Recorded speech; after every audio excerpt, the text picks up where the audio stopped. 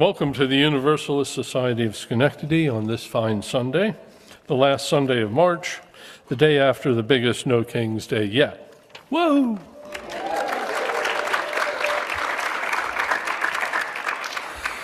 I am Geoff Lundy, and any pronoun works for me. I will be your worship associate today, assisting our worship leader, Tom Comparin. He or him pronouns, please. Wherever you are on your journey of finding truth and meaning, whether you arrive joyous or with a heavy heart, we are grateful that you have chosen to be here this morning. And now we settle more fully into our seats for our worship service. Our chalice this morning will be lit by Carol Conyers with these words from Pat Uribe Litchi, a reminder of what we share. The chalice is a symbol of our faith. Like our faith, it is not magic nor mysterious. We light it as a reminder of what we share as a community and of who each of us is called to be. When we feel lost in a chaotic world, may the light of the chalice show us our path. When we are afraid of the times we live in, may the light of our chalice give us courage. When we despair at the injustice and cruelty around us, may the light of our chalice recall us to a faithful hope. Our chalice is a symbol of our commitment to each other and to ourselves. We light it today as a gathered community that we may understand more completely and act more boldly and hope more fiercely. Why am I here? No, not the big, deep, esoteric question that's plagued philosophers since we invented philosophy. The smaller, simpler question: why is Jeffrey Swift Lundy here at the UUSS? It's because of you, all of you here in this congregation, members, visitors, and guests. Like many here, I was not raised a UU. My parents' church is Trinitarian, Protestant, and fundamentalist. It brought my mother great joy and solace, and appears to do so for my younger sister. My older sister finds it a tad too liberal for her tastes. At least one brother was baptized into it, but none of my brothers attend. I rejected it. Beyond being a hormonal, rebellious teenager, there were aspects of the practice that simply offended my soul, and I quit going at 16.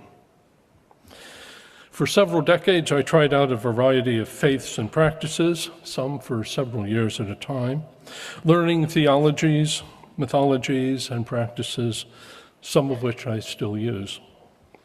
But always something disturbed me. Some aspect of the theology or tradition or practice offended my soul. They did not fit me, nor I them. We were not suited for each other, and I moved on. Before our marriage, Carolyn and I were jointly looking for a suitable group while enduring a long-distance relationship. Near her apartment in Northumberland, Pennsylvania, we saw a sign for the Unitarian Universalist Congregation of the Susquehanna Valley. We looked them up, knowing nothing about the UU, and decided we would give them a shot. We found a warm, welcoming, friendly, attentive, caring, and diverse congregation. They were actively engaged in works not only for themselves, but in the larger community as well. Plus, the hymns didn't require mental gymnastics to be tolerable. In fact, they were inspiring, as were the services. We took UU introductory classes, and Carolyn became very active. I attended when I, all too infrequently, was down to visit. After our wedding, officiated by the UUCSV's minister, the Reverend Ann Keeler Evans, we consolidated two households into one in Ballston Spa. We hope to find a congregation similar to the UUCSV. Then COVID came around. We didn't go anywhere. As restrictions started to be lifted, I mentioned that pre-COVID, I had met the ministers of the UU in Schenectady at interfaith gatherings sponsored by SCA and SICM, as it was then called. So we came to the UUSS. We found a warm, welcoming, friendly, attentive, caring, and diverse congregation who were actively engaged in works not only for themselves, but in the larger community as well. The service was inspiring. The music was great. I don't believe we made it to the front doors as we were leaving before Carolyn said, "We don't need to look anywhere else. I think this is it." We kept coming, verifying our first impression. We took the introductory classes to learn more about the members, the new members in our group, and about this congregation in particular. We took on small roles for services, then joined groups and committees. We attended functions and events, were asked to join committees. We, the UUSS, are so active I cannot participate in all the things I would like to do. So as a healthy community does, others step in and fill the roles that I have no skills or time to do. Things get done all the time. Our services often challenge me in the most affirming and positive ways. I often sit here and listen, thinking to myself, I do that sometimes, once in a while. I should try to do that. And I'm given instruction on how I might start to implement these changes into my life. To sum it up, our congregation is a deep well of life, of hopes and dreams and fears, and hopes shattered and dreams lost, and still we move on. Coming here, I get to see through eyes not my own, to hear voices not my own, who describe experiences not my own. I am given the opportunity to see beyond the shelter that my privilege as a Caucasian male in these United States of America has afforded me. I am so very grateful for these opportunities that I find here.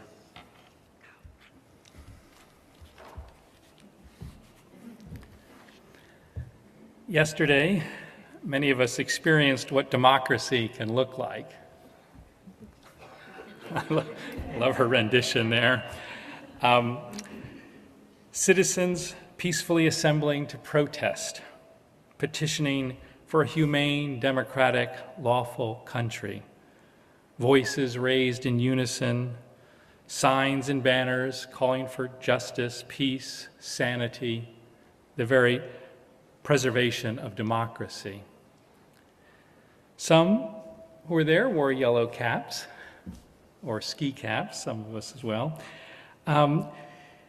People were chanting and marching in Schenectady, Albany, Clifton Park, Ballston Spa, across New York, across the country. No to monarchy, no to fascism, no to lawlessness, no to xenophobia and transphobia, no to the dehumanization of our siblings, brown, black, white, straight, gay, documented and undocumented.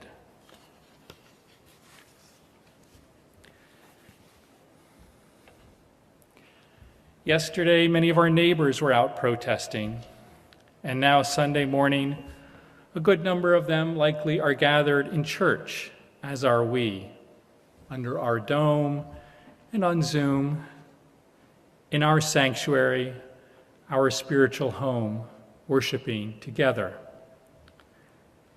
Today, after yesterday's rallies and after the recent launch of our 125th anniversary celebrations, I invite us to reflect on what church looks like. All churches in general, but especially our beloved UUSS. Imagine any houses of worship you have known, those from your childhood, or visits or travels, temples, mosques, synagogues, churches, everything from the majestic flying buttresses of Notre Dame to the simple wooden benches of a Quaker meeting house. Modest brick halls erected just yesterday, wooden New England colonials from centuries past. Perhaps you imagine a domed sanctuary with fountains out front, a pride flag, and a really big Black Lives Matter banner proudly displayed. And inside, what would you imagine inside?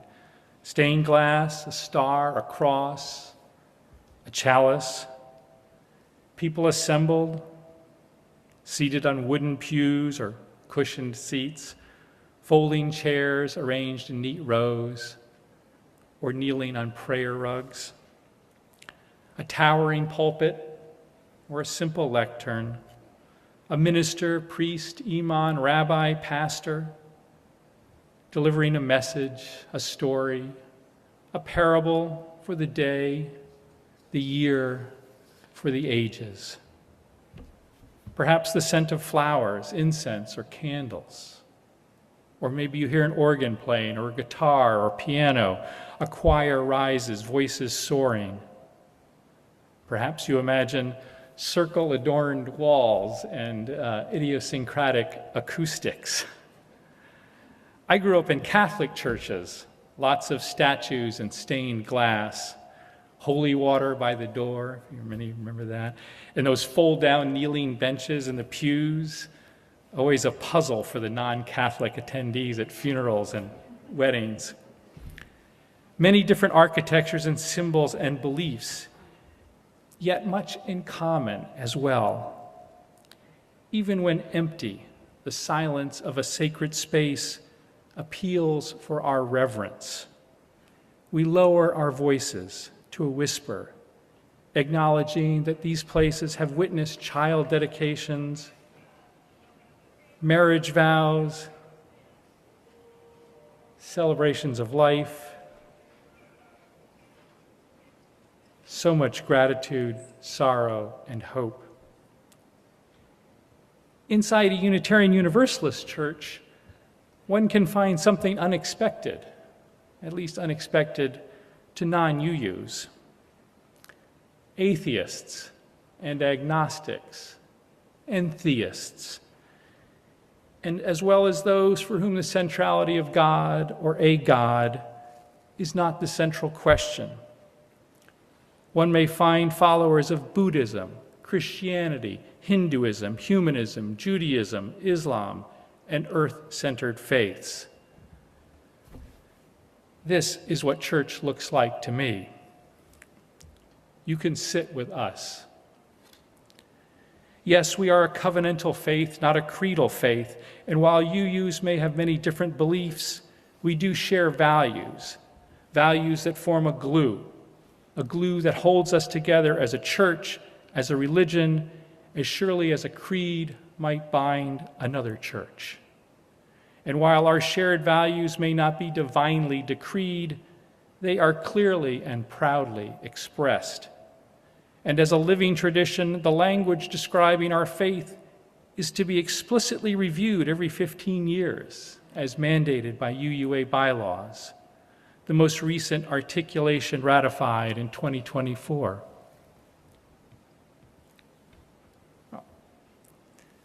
This is what church looks like. Our shared values all centered around love. The glue that binds this community may look different from that which binds other faiths, but it is no less strong. And that is why I boldly and proudly say church and faith and religion. I wish to demystify and reclaim these powerful words. This is what church looks like. I will not beseech others to prove the existence or non-existence of God, but nor will I be called to prove that every person is inherently worthy and has a right to flourish with dignity, love, and compassion. I will not venture to prove how important it is to cultivate a spirit of gratitude and hope, These I take on faith. As I look at other faiths, certainly other progressive faiths, I sense that shared values are also a part of the glue that binds the members into faith communities and guides their lives as individuals.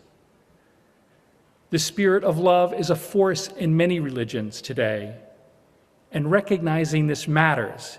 It matters as we go into the world, as we seek allies and common understanding. Yesterday, as we protest, I am sure many of those standing shoulder to shoulder with us had different beliefs, but perhaps some common values. Some may deplore this government's cruel deportation policies because we are all children of God, while I will assert every person's inherent worth and right to flourish with dignity. Into this struggle, let us march arm in arm, united so much stronger together. Show me what church looks like. In his book, The Faith Instinct, How Religion Evolved and Why It Endures Today, author Nicholas Wade says, there is no church of oneself.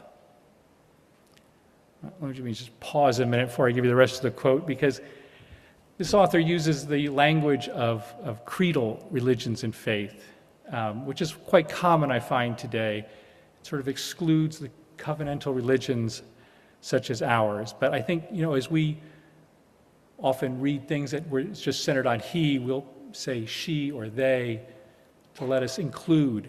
And I'd like to include Unitarian Universalism in the broader understanding of religions. So in that spirit, I'll continue with his quote.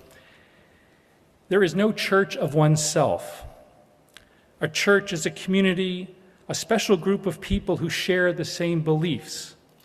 And these are not ordinary matter-of-fact beliefs, but deeply held emotional attachments. By expressing the common creed together in symbolic rituals, in group activities involving song and movement in unison, people signal to each other their commitment to the shared beliefs that bind them together as a community. Again, I know he uses that creedal language, but I think when I substitute values, where he says as beliefs and creeds, I am intrigued by his ideas. Wade postulates that religion, by binding individuals and communities in common purpose, provided an evolutionary benefit. He says it enhances the quality of society and makes it worth fighting for. Groups with a stronger religious inclination would have been more united and at a considerable advantage compared with other groups that were less cohesive. People in more successful groups would have left more surviving children, passing on genes favoring an instinct for religious behavior. A faith instinct. His arguments are interesting and compelling at times, but it's hard to know for sure. But his book did make me consider the long history of humanity's practicing what could be called religion in one form or another. Wade writes, for the last 50,000 years and probably much longer, with dances and chants and sacred words, people have ritually marked the cycles of the seasons and the passages of life from birth to adolescence to marriage and to death. When explaining my personal non-centered God beliefs, I will often mention this fact. Worship was part of human experience long before any of today's formal religions existed, long before any of our formal notions of God existed. I don't offer this view to in any way disparage theists' views. Rather, I wish to acknowledge the long, complex, nuanced history of faith and of religion and of God, a history we UUs continue to expand. This is what church looks like. A place where we can tumble around in the world's complexity, unafraid to admit that there's much beyond explanation, where our doubts play and hide, willing to concede that there exists meanings greater than the sum of any collection of atoms could imply. Of this realm, some use words like spiritual and spirituality. For some, this hints at the supernatural. For others, myself included, it is more an expression of humility. I admit there is much beyond my full comprehension or power to explain. But within those mysteries, I find beauty and hope and inspiration and sometimes terror and grace. Where was I? Oh, yes. Show me what church looks like. You weren't really expecting me to talk about towering steeples and chiming bells, were you? And as we noted in the announcement in circuits, any conclusions about what church is will be incomplete, partial, and aspirational. And as Reverend Wendy reminded me, this is nearly always the case. Well, I've talked about history, metaphysics, even evolution. But what church looks like, week in and week out, is also very concrete and specific. A Sunday service, planning meetings, meditation groups, covenant circles, raking leaves, fixing furnaces, dedicated staff, devoted volunteers, the dome, the music, tireless ministers, pulpit guests and worship associates sharing our insights, a board of trustees, a mission statement, collection baskets, a big, bold, beautiful bouquet, a place where we come to experience the joy and power of community, but also a place, one of the few places in today's world where we come to mix it up with some of life's big questions. In a recent essay in The New Yorker, Losing Faith in Atheism, Christopher Baye, in describing his own spiritual journey, notes, "I wasn't really looking for practical guidance. To ask how I am to live is to inquire as to not just what is right, but what is good. To ask not just what should I do, but how should I be?" I can relate. Baya's journey has taken him from Catholicism to atheism to ancient and modern philosophers, and back, at least for now, to a theist faith. I too started in Catholicism and went through a lot of philosophies and ended up in a faith community. A different one from him, yes, but still a faith community, a church. Although I don't think my spiritual journey has been as intentional as his, at least not from the start. Like Geoff and Carolyn and many others here, my wife and I were primarily looking for community and more or less stumbled into this church and quickly found we felt at home.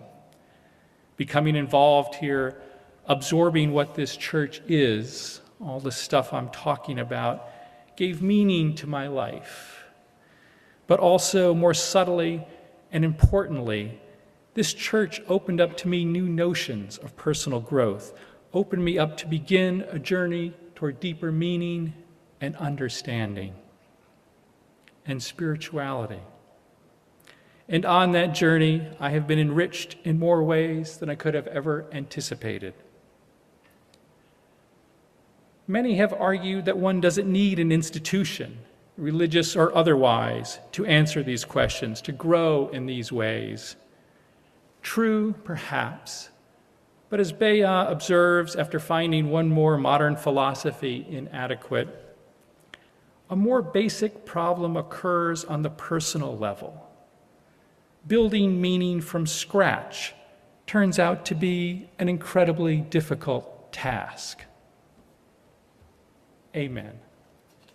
I will be honest, I need to offload some of the work. Love at the center, interdependence, equity, justice, transformation, generosity, pluralism. Thank you. Thank you for those gifts. Beloved community, thank you. Thank you that I don't have to do it all on my own. Church is not only a place, not only a community, but also a time. Worship is a sanctuary of time, a sacred hour or so when the big questions are allowed to hover, when one's presence is mingled with others in repose and meditation and song, a time when hope might sprout anew, when sorrow and joy might be quietly or outwardly shared. And so too other times spent here, be they spiritual events like meditation groups or covenant circles, but also planning work, preparing coffee, cleaning up. All are opportunities for time we might permit our shared values to shelter us, a gentle cocoon. I can be, just be. No need to explain, no need to defend my core self, my worth, my dignity. Any time spent here can be an opportunity to more vigorously rehearse centering love. Being a part of this congregation and this faith have taught me many things, none greater than humility, acknowledging the complexity of the interdependent world, acknowledging the limits of my own perceptions and understandings, susceptible as they are to unconsciously learned and inherited biases. Love at the center is my guidepost. But like any core religious tenet, like any profound philosophical truth, it is not enough. We wake each morning into a big, messy, changing world. No received wisdom, no matter how profound, no matter how up to date, no matter how enlightened, can guide fallible humans infallibly. Each day brings challenges anew. Each day we must rebuild ourselves. Show me a place that gives me the courage to center love. Show me a place that strengthens me to center love. Show me a place that leads me past lies and half-truths and compromises so I may clear a path to center love. Show me what church looks like. This is what church looks like. This church, although deeply grounded, is also a dialogue, a conversation, a living tradition. What this church looks like to me is a community of searchers, interacting, challenging each other, confronting each other, holding each other in gratitude and grace and love. This is what church looks like. Church is a place, church is a community, church is a time, and church is also a habit, a good habit, like exercise, sometimes a bit of a struggle to get to, but always worth the effort. There is a cumulative power to worship. As Reverend Lynn reminded us last week, when we create constellations of kindness, of caring and connection, it is a beautiful thing, and maybe even life-saving. When we show up, both when we are in need and also because someone else might need us, we help bring new meaning and integrity to ideas like beloved community and building the common good. This is what church looks like. Some Sunday services are joyous celebration, some are heavier to bear. Some Sundays you may leave here with a new aha insight. Worship is a sanctuary of time. Or more questions to puzzle over. What on earth was Tom rambling on about? Or just another common but important reminder. He, him, she, they, we are all sacred beings. or perhaps a gentle nudge. The vote activities are fast approaching.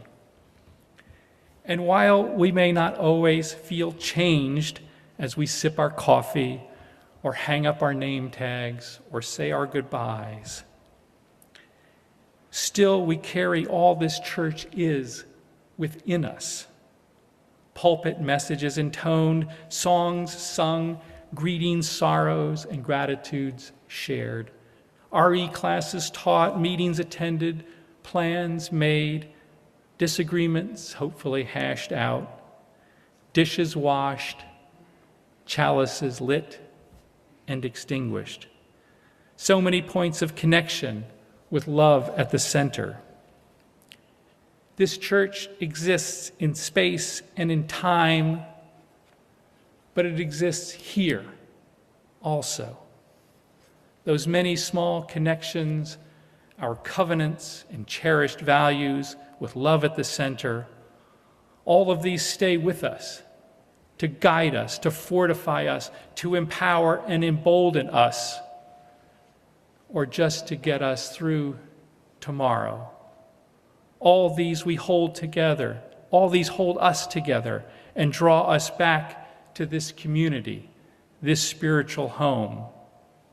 Show me what church looks like. This is what church looks like. Show me what church looks like. This is what church looks like. Show me what church looks like. This is what church looks like. Amen, and blessed be.